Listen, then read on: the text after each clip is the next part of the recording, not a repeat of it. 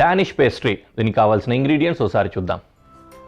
మైదా, పంచదార, strawberry crush, butter, chocolate, baking powder, ఇంకా soda, baking soda. దాంతోపాటు పఫ్ డౌస్ ఆల్రెడీ రెడీ చేసి పెట్టుకున్న పఫ్ డౌలు ఇవి రెడీమేడ్గా కూడా దొరుకుతాయి, లేకపోతే రెడీ చేసి పెట్టుకోవచ్చు. ఇవి కూడా చూపిస్తున్నాను నేను మీకు. వీటితో నేను మీకు ఎలా తయారు చేసుకోవాలో చూపించి తర్వాత పఫ్ డౌ ఎలా చేయాలో కూడా మీకు తెలియజేస్తాను. ఓకేనా? మొదలు పెట్టేసుకుందాము. చాలా సింపుల్గా చేసుకోవచ్చు. మీకు రెడీమేడ్గా కనుక పఫ్ డౌలు దొరికితే మాత్రం ఇంకా ఫాస్ట్గా అయిపోతుంది. 2 minutesలో వర్క్ అయిపోయినట్లే. వాటిని ఎలా తయారు చేసుకోవాలో కూడా నేనే చూపిస్తాను. Okay, let's start. ఇక్కడ పఫ్ డౌ అని దీన్ని రెడీమేడ్గా దొరుకుతుందని చెప్పాను కదా. దీంతో ఈజీగా డానిష్ పేస్ట్రీ ఎలా తయారు చేసుకోవాలో మీకు చూపించేస్తాను ఇందాకే చెప్పినట్లు. తర్వాత ఈ డౌ ఎలా తయారు చేయాలో కూడా నేను నేర్పిస్తాను. రెడీమేడ్ దొరికితే రెడీమేడ్ వాడుకోండి, లేదంటే మీరే కూడా తయారు చేసి యూస్ చేసుకోవచ్చు. దీనికి ఏం చేద్దామంటే బటర్ పేపర్, బేకింగ్ ట్రే అనేది తెలుసు కదా, ఓవెన్లో తయారు చేసుకునే డిష్ ఇది. ఒక బటర్ పేపర్ పెట్టుకొని దీనికి గ్రీజింగ్ చేసుకోవాలి.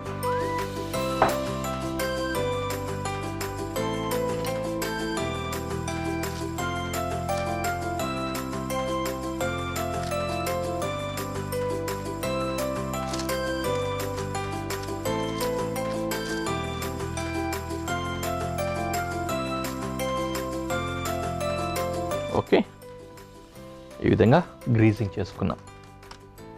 దీన్ని కొద్దిగా పక్కన పెట్టుకుందాం కాసేపు. తర్వాత ఒక్కొక్క పఫ్ డౌ తీసుకొని దీన్ని కట్ చేసుకోవాలి. డిజైన్ కోసం రకరకాల కట్స్, రకరకాల రోల్స్, వీటితోటి ఈ డెజర్ట్ తయారు చేసుకోవచ్చు. నేనేమో ఈ స్టైల్లో చేస్తున్నా ప్రస్తుతానికి. ఈ ఎడ్జ్ పూర్తిగా కట్ అయిపోయింది, ఈ ఎడ్జ్ పూర్తిగా కట్ అవ్వలేదు. ఈ విధంగా రావాలి మనకు. చూసారు కదా, ఇట్లా ఇలా రావాలి. బాగుంది కదా. రైట్, ఇలా ఒకటి కట్ చేసుకున్నాం, ఇంకోటి కూడా రెడీ చేసుకున్నాం.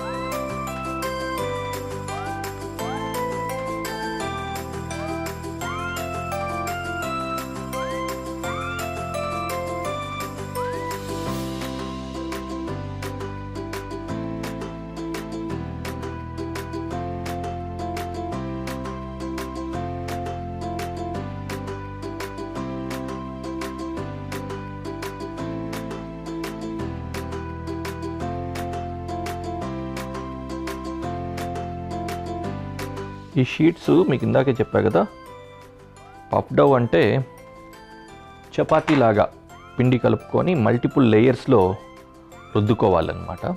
దానివల్ల ఎగ్ పఫ్లు, వెజ్ పఫ్లు మనం చూసే ఉంటాం.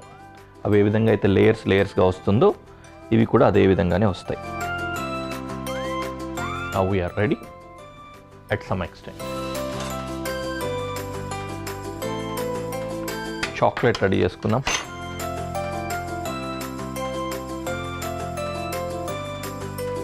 చాక్లెట్ మరీ పెద్ద ముక్క ఉంది కదా, చిన్న ముక్కలుగా కట్ చేసుకుంటున్నా కొన్ని.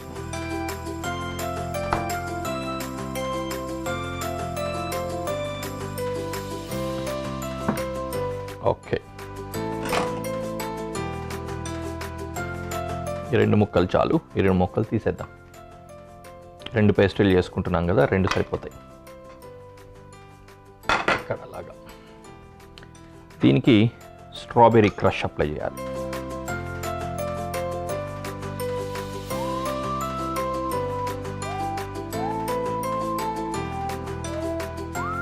ఈ స్క్వేర్ ఉంది కదా, ఈ స్క్వేర్ షేప్కి మాత్రం అప్లై చేసుకుంటున్నాం.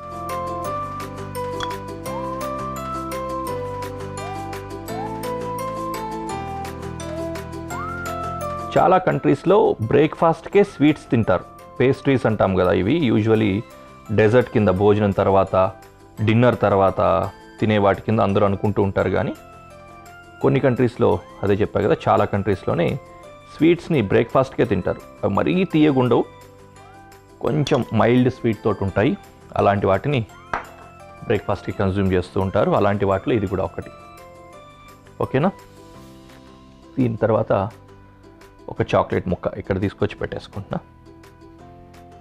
ఇది బేక్ అయిన తర్వాత కరిగిపోయి చాక్లెట్ అట్లా స్ప్రెడ్ అవుతుంది. దెన్ కొద్దిగా చేతికి తడి చేసుకొని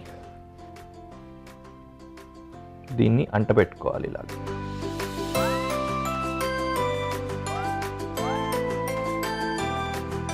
లైక్ దిస్.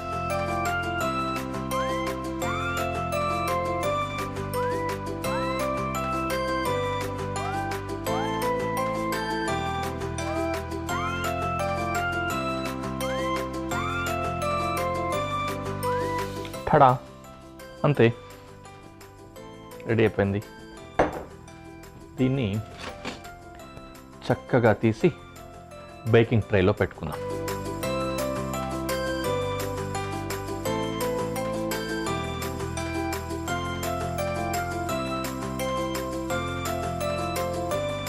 మొత్తం ట్రేలోనే పెట్టుకొని రెడీ చేసుకుంటే ఇంకా బాగుండేది ఈజీగా.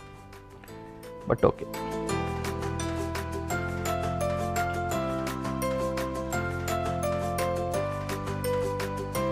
రెడీ. దీన్ని తీసుకెళ్ళి ఓవెన్లో పెట్టేసుకుందాం. 180 degrees టెంపరేచర్లో నియర్లీ 20 minutes ఇది బేక్ అవ్వాలి. ఓకేనా? తీసుకెళ్ళి ఓవెన్లో పెట్టేస్తా.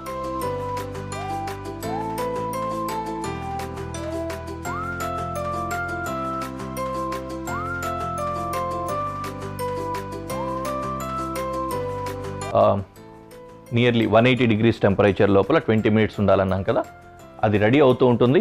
ఈలోపు ఏ పిండి కలుపుకుంటే ఆ పఫ్ డౌ రెడీ అవుతుందో మీకు చూపిస్తాను. మిగిలిన ఇంగ్రీడియంట్స్ ఇక్కడ పెట్టున్నాం కదా ఇందాక ఇంట్రోలో, ఆ ఇంగ్రీడియంట్స్ అన్ని కలుపుకుంటే ఆ పఫ్ డౌ రెడీ అవుతుంది. వాటిలో ఏమేమి ఉన్నాయో మీకు చూపిస్తాను. కలపాల్సిన అవసరం కూడా లేదు. ఇంకా మైదా, ఫస్ట్ మైదా కలుపుకోవాలి.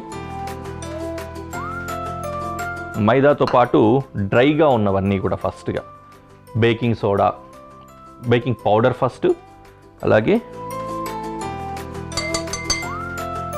కొద్దిగా బేకింగ్ సోడా, కాస్త ఉప్పు, పంచదార.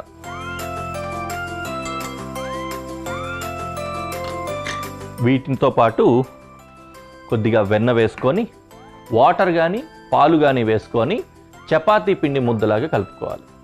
ఓకే, చపాతీ ముద్దలాగా కలుపుకొని, చపాతీ రుద్దినప్పుడు మళ్ళీ 4 మడతలు పెడతాం, గుర్తుంది కదా మీకు.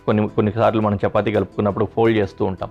అట్లా మల్టిపుల్ ఫోల్డ్స్, 4 కాకుండా ఎక్కువ ఫోల్డ్స్ వచ్చేలాగా 32, 64 అట్లా వచ్చేలాగా కనుక క్లోజ్ చేసుకున్నట్లయితే పఫ్ డౌ చక్కగా రెడీ అయిపోతుంది. అదే మనం ఇప్పుడు అక్కడ చేసాం.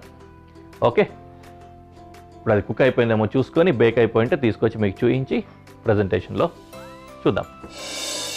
పఫ్స్ అవి రెడీ అయిపోయాయి, బేకింగ్ రెడీ అయింది. తీసుకొచ్చి మీకు చూపిస్తాను ప్రజెంటేషన్లో.